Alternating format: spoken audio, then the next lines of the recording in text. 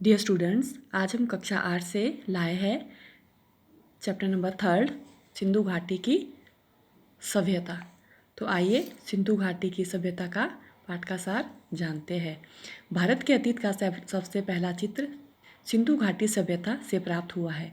इसके अवशेष सिंधु में मोहनजोदड़ो और पश्चिमी पंजाब में हड़प्पा से मिले हैं। ये दोनों स्थान एक दूसरे से काफ़ी दूरी पर है। इनके बीच अनेक अन्य नगर और अवशेष अवश्य दबे पड़े होंगे। विश्वास किया जाता है कि यह सभ्यता गंगा की घाटी तक फैली थी। इस सभ्यता को विकसित होने के लिए हजारों वर्ष लगे होंगे। यह धर्मनिरपेक्ष सभ्यता थी।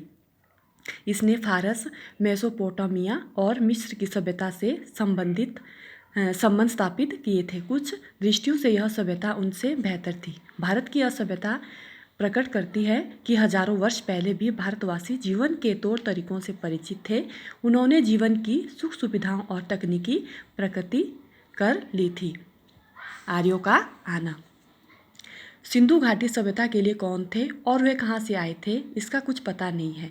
संभव है कि वे यहीं के ही हो। उनकी जड़ें और शाखाएं दक्षिण भारत में मिल सकती है। सिंधु घाटी सभ्यता का अंत शायद सिंधु नदी की भयंकर बाढ़ों या मौसम के परिवर्तन के कारण हुआ है।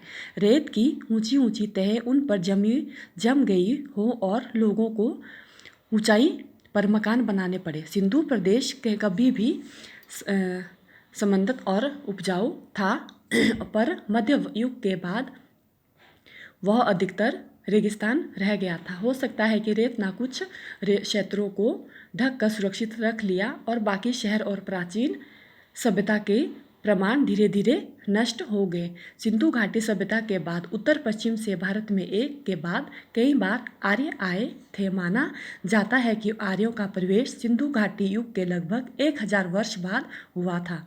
यह भी संभव है कि पश्चिमोत्तर दिशा से अनेक कबीले और जातियां समय समय पर आते रहे हो और भारत में मिलते चले गए हो।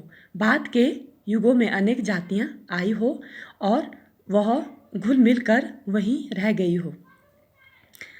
प्राचीनतम अभिलेख, धर्म ग्रंथ और पुराण। माना जाता है कि हमारे पास भारतीय संस्कृति का सबसे पुराना इतिहास वेद है।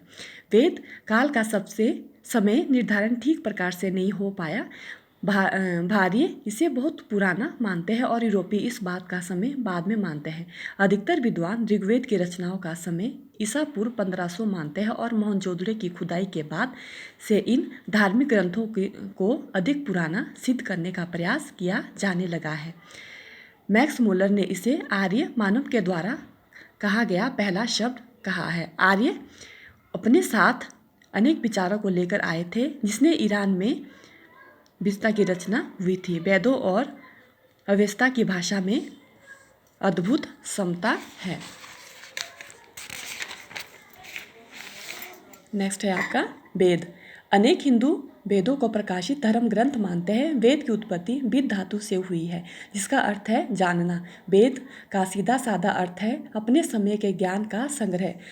उसमें मूर्ति पूजा, देव मंदिर नहीं है। वैदिक युग में आर्यों ने आत्मा पर बहुत कम ध्यान दिया था। वे मृत्यु के बाद किसी प्रकार के अस्तित्व में बहुत स्पष्ट ढंग से विश्वास करते थे। ऋग्वेद मानव जाति की पहली पुस्तक है, जिसमें मानव मन के प्रारंभिक उद्गार मिलते हैं। इसमें काव्य प्रभाव, प्रकृति की सुंदरता और रहस्य के दर्शन होते हैं। इसमें मनुष्य के साहसिक कारनामों का वर्णन भी है। हमारे देश में अन्य स्थानों की तरह विचार और कर्म की दो समांतर धाराएं हुई थी। एक जो जीवन को स्वीकार करता है और दूसरी जो जिंदगी से बचकर निकल जाना चाहती है। वैदिक संस्कृति को मूल पृष्ठभूमि परलोकवादी था। इस विश्व का निरर्थक मानने वाली नहीं थी। भारत में सभ्यता के विकास के साथ ही कला, संगीत, साहित्य, नाच गान, चित्रकला, रंगमंच आदि का विकास हुआ था। नेक्स्ट है आपका भारतीय संस्कृति की निरंतरता। सभ्यता और संस्कृति के आरंभ से ही इसमें विशिष्टतावाद और छुआछूत की प्रवृत्ति दिखाई देती है। यही आधुनिक युग की जाति व्यवस्था है। युगों पहले इस व्यवस्था के उद्देश्य समाज व्यवस्था को मजबूत बनाना और उस शक्ति संतुलन प्रदान करना था, पर बाद में वही मानव जीवन के लिए कष्टकारी बन गई थी। इस व्यवस्था का प्रसार सारे भारत में और उससे आगे बढ़कर पूर्वी समुद्रों तक हुआ। भारत या ईरानियों, यूनानियों, चीनियों, एशियाइयों तथा अन्य लोगों से संपर्क हजारों वर्ष तक बना रहा, जिसमें सांस्कृतिक विश्वास का अटूट सिलसिला बना रहा। नेक्स्ट है आपका उपनिषद। उपनिषदों का समय ईस्वी पूर्व 800 के लगभग माना जाता है, जिनमें हर भारतीय आर्यों के चिंतन के विषय में पता चलता है। इनमें जांच पड़ताल की चेतना और चीज़ों के बारे में सत्य की खोज का उत्साह है। इनमें हटवाद नहीं है और वैज्ञानिक पद्धति के तत्व विद्यमान है। इनका विचार आत्मबोध पर आधारित है। ये व्यक्ति को आत्मा और परमात्मा संबंधी जानकारी देते हैं। इनका सामान्य झुकाव अद्वैतवाद की ओर है। वे अपने समय के मतभेदों और वाद विवाद को कम करना चाहते थे। इन्होंने जादू टोनों का विरोध किया था और बिना सच्चे ज्ञान के कर्मकांड और पूजा पाठ के व्यर्थ बताया था। ये सच्चाई पर बल देते थे और अज्ञान से ज्ञान के मार्ग की ओर बढ़ाना चाहते थे। नेक्स्ट है आपका व्यक्तिवादी दर्शन के लाभ और हानियाँ। उपनिषद में इस बात पर बल दिया जाता है कि प्रगति के लिए तन मन स्वस्थ और अनुशासित रहना चाहिए। ज्ञानार्जन या किसी उपलब्धि के समय संयम, आत्मपीड़न, आत्मत्याग की आवश्यकता है। भारतीय आर्य अपने से भिन्न अन्यों के विश्वास और जीवन शैलियों के प्रति सहनशील बने थे और लड़ाई झगड़ों से बचते रहे थे। उन्होंने समाज में संतुलन बनाकर रखा था और उनके व्यक्तिवादी दृष्टिकोण ने समाज के प्रति कर्तव्य की ओर कम ध्यान दिया था। प्रत्येक व्यक्ति के लिए जीवन बांटा और बांधा हुआ था। एक समग्र समाज की कल्पना अनेक उनके पास नहीं थी। इस कारण भारत में व्यक्तिवाद, अलगाववाद और ऊंच नीच पर आधारित जातिवाद पर अधिक बल दिया जाता रहा। जाति व्यवस्था में शक्ति के बढ़ने के साथ साथ हमारी बौद्धिकता जड़ता बढ़ती गई, जिससे जाति की रचनात्मक शक्ति धुंधलाती चली गई। नेक्स्ट है आपका भौतिकवाद। विश्व के अन्य भागों की तरह हम भारतीयों ने भी प्राचीन साहित्य के बहुत बड़े हिस्से को खो दिया, क्योंकि आरंभ में ग्रंथ ताड़पत्रों या भोजपत्रों पर लिखे जाते थे। अनेक पुरानी भारतीय पुस्तकें स्वयं तो नहीं मिली, पर उनके चीनी और तिब्बती अनुवाद मिल गए थे।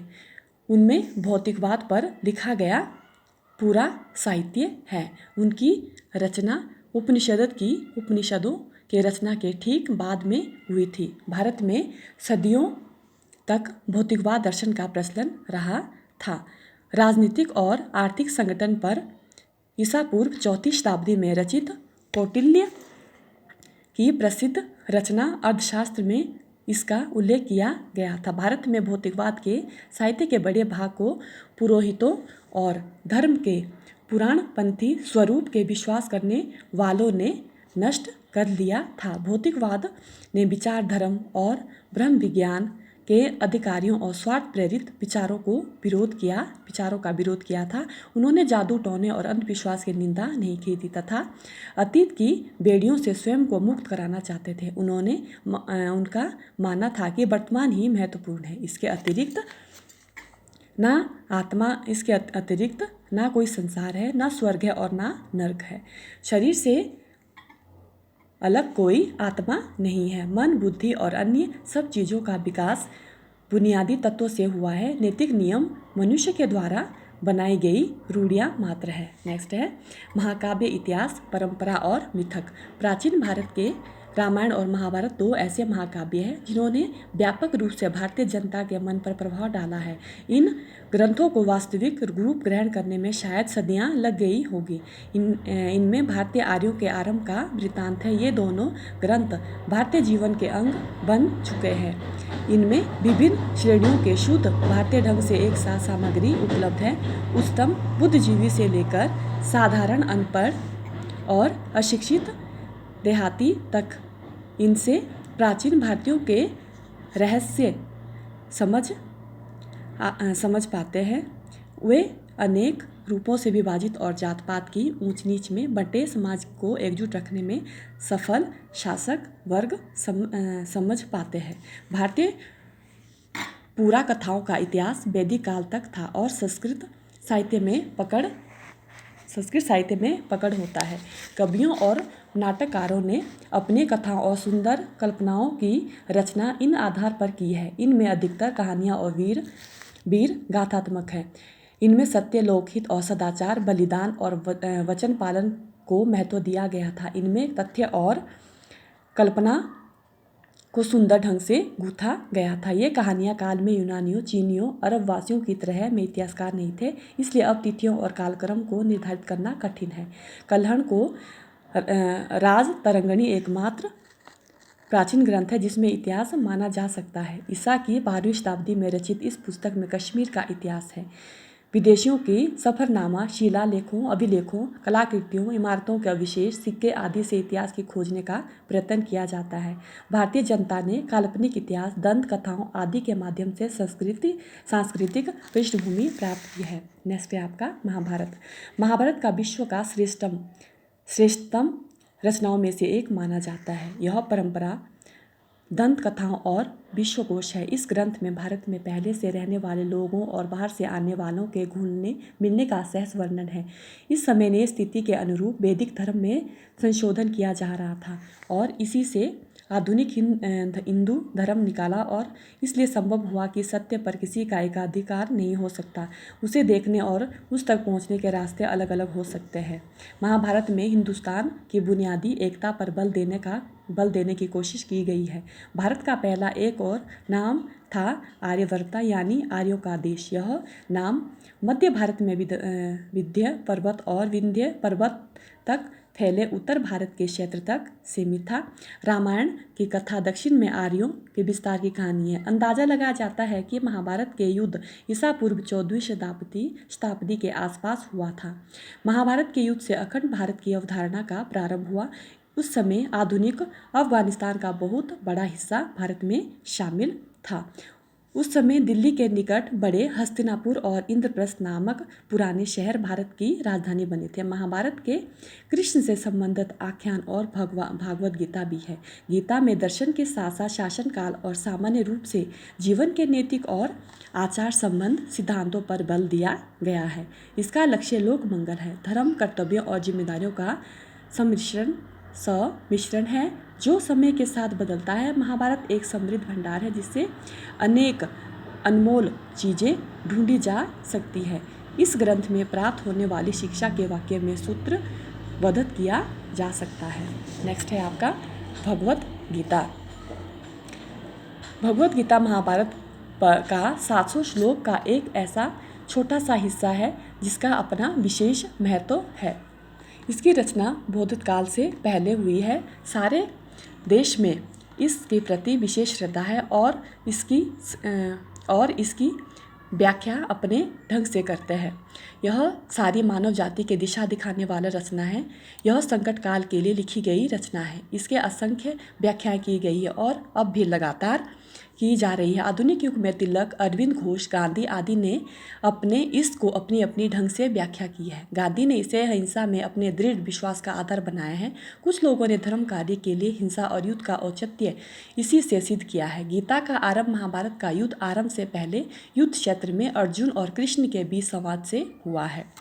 अर्जुन की अंतरात्मा युद्ध में अपने सगे संबंधियों की हत्या नहीं करना चाहता। वह इंसान को पीड़ित आत्मा का प्रतीक माना जाता है। गीता में बहुत कुछ ऐसा है जो आध्यात्मिक है। इसमें मानव विकास के 3 मार्ग ज्ञान, कर्म और भक्ति के बीच समन्वय करने का प्रयत्न किया गया है। इस भक्ति पर अधिक बल दिया गया है। गीता में मानव अस्तित्व को आध्यात्मिक पृष्ठभूमि को प्रस्तुत किया गया है। धर्म की महत्ता इसमें स्वीकार की गई है। गीता का संदेश ना तो सांप्रदायिक है और ना ही किसी विशेष विचारधारा से संबंधित है। नेक्स्ट है प्राचीन भारत में जीवन और कर्म। बुद्ध से पहले जातक कथाएं रची गई थी। इन कथाओं को तब रचा गया था जब द्रविड़ों और आर्यों का अंतिम रूप से मेल हो रहा था। तब ग्राम सभाएं एक सीमा तक स्वतंत्र थी। तब आमदनी का मुख्य हिस्सा जमीन पर लगाया जाने वाला कर था। उसका भुगतान पैदावार की शक्ल में किया जाता था। यह उपज छठे भाग के लगभग होता था। यह सभ्यता मुख्य रूप से कृषि केंद्रित थी। तब विशेष दस्तकारियों से जुड़े लोगों को अलग अलग बस्तियां और गांव होते थे। इनके गांव प्राय शहरों के पास बसे होते थे, जहां उनके द्वारा तैयार सामान की खपत हो जाती थी और बदले में उन्हें दूसरा जीवनोपयोग सामान दिया जाता था। तब सारा गांव सहकारिता के नियम पर काम करता था। भारत में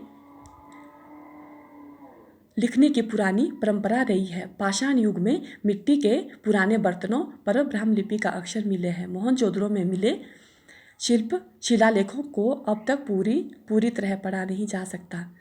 ब्राह्मी से देवनागरी और अन्य लिपियों का विकास हुआ है। अशोक से कुछ लेख ब्राह्मी लिपि में है तो कुछ खरोष्टी लिपि में है।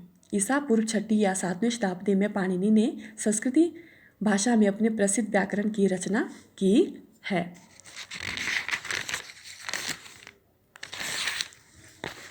है। उनके समय तक संस्कृत का रूप स्थिर हो चुका था और वह साहित्य की भाषा बन चुकी थी। पाणिनि ने यूनानी लिपि का उल्लेख किया है, जिसमें संकेत मिलता है सिकंदर के आने से पहले ही भारत और यूनान के बीच किसी न किसी प्रकार का संपर्क था। नेक्स्ट है महावीर और बुद्ध। वर्ण व्यवस्था। जैन धर्म, बौद्ध धर्म दोनों वैदिक धर्म से कटकर अलग हुए। उन्होंने वेदों का प्रमाण नहीं माना था। दोनों अहिंसा पर बल देते थे और भिक्षाओं पुरोहितों के संग बनाते थे। उनका दृष्टिकोण यथार्थवादी और बुद्धवादी था। जैन धर्म ने जीवन और विचार में तपस्या के पहलू पर बल दिया और माना जाता है कि सत्य हमारे दृष्टिकोण का सापेक्षित में होता है। जैन धर्म का संस्थापक महावीर और बौद्ध धर्म के संस्थापक बुद्ध समकालीन थे। वे दोनों क्षेत्रीय थे। बुद्ध में लोग प्रसिद्ध धर्म, अंधविश्वास, कर्मकांड और पुरोहित प्रबंध पर हमला करने का साहस था। उनका आग्रह तर्क, विवेक और विवेक पर था। उनका बल नैतिकता पर था। उनकी पद्धति मनोवैज्ञानिक विश्लेषण की थी। नेक्स्ट है आपका बुद्ध की शिक्षा। बुद्ध ने ब्रह्म ज्ञान पर बढ़ावा दिया। उन्होंने सभी जातियों को अपने धर्म में मिलने की बात कही। उन्होंने करुणा और प्रेम का संदेश दिया। उन्होंने माना कि मनुष्य का क्रोध पर दया से और बुराई पर भलाई से काबू पाना चाहिए। जो व्यक्ति अपने पर विजय प्राप्त करता है वही सच्चा विजेता होता है। मनुष्य की जाति जन्म से नहीं बल्कि केवल कर्म से तय होती है। उन्होंने विवेक, तर्क और अनुभव का सहारा लेकर सभी को अपने मन से सत्य की खोज करने के लिए कहा। सत्य की जानकारी की कमी ही सब दुखों का कारण है। उन्होंने ईश्वर के अस्तित्व के बारे में कुछ नहीं कहा था। उन्होंने पद्धति मनोविज्ञान विश्लेषण पर टिकी हुई थी। नेक्स्ट है बुद्ध कथा।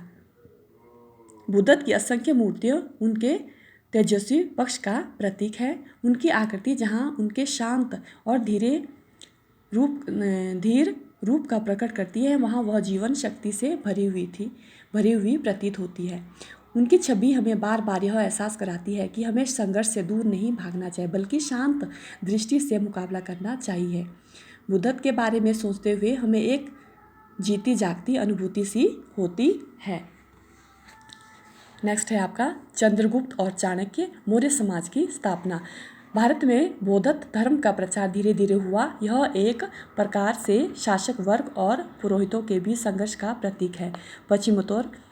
पश्चिमोत्तर प्रदेश के सिकंदर का आक्रमण से चंद्रगुप्त और चाणक्य के विश्लेषण व्यक्तित्व सामने आए। ये दोनों मोहम्मद के शक्तिशाली नंद साम्राज्य से निकाल दिए गए थे और जिसकी राजधानी पाटलिपुत्र थी। चंद्रगुप्त और चाणक्य ने राष्ट्रीयता के चीर नवीन नारे के द्वारा लोगों को विदेशी आक्रमण करने से विरुद्ध उकसाया और यूनानी सेना को हराकर तक्षशिला पर अधिकार कर लिया। लोग चंद्रगुप्त के साथ ही हो गए और पाटलिपुत्र तक पहुंच गए। सिकंदर के मृत्यु के 2 वर्ष में उन्होंने पाटलिपुत्र पर अधिकार करके मौर्य साम्राज्य की स्थापना कर दी थी। इसने राज्य का पूरा वर्णन सेल्यूकस के राजदूत मेगस्थनीज और कौटिल्य के अर्थशास्त्र में मिल जाता है। नेक्स्ट है आपका अशोक 273 ईस्वी पूर्व इस महान साम्राज्य का उत्तराधिकारी हुआ। इससे पहले वह पश्चिमोत्तर प्रदेश का शासक रह चुका था और उसके साम्राज्य में भारत को बहुत बड़ा भाग आ गया था। उसका विस्तार मध्य एशिया तक हो चुका था। उसने पूर्वी तट को कलिंग प्रदेश को जीतने का निश्चय किया था। अशोक की सेना जीत गई थी और अपार नरसंहार को देखकर अशोक के हृदय में युद्ध से विरक्त हो गई थी और वह बुद्ध की शिक्षाओं को मानने लगा था, जिनकी जानकारी पत्थर और धातु से खोदे गए फरमानों से प्राप्त होती है। उसने माना था कि सच्ची विजय कर्तव्य और धर्म पालन कर के लोगों के हृदय को जीतने में थी और जीवमात्र की रक्षा करना चाहता था ताकि मन की शांति और आनंद प्राप्त हो सके। स्वयं बौद्ध धर्म को स्वीकार करने वाला अशोक दूसरे धर्मों को बराबर आदर और महत्व देता था। उसने देश विदेशों कारीगरों की सहायता से बड़ी इमारतों और स्तंभ का निर्माण कराया। 41 वर्ष तक शासन करने के बाद ईसा पूर्व 232 में अशोक की मृत्यु हुई थी। इसका नाम सितारे की तरह सदा चमकता रहेगा। इसी के साथ ही आपका थर्ड चैप्टर कंप्लीट होता है।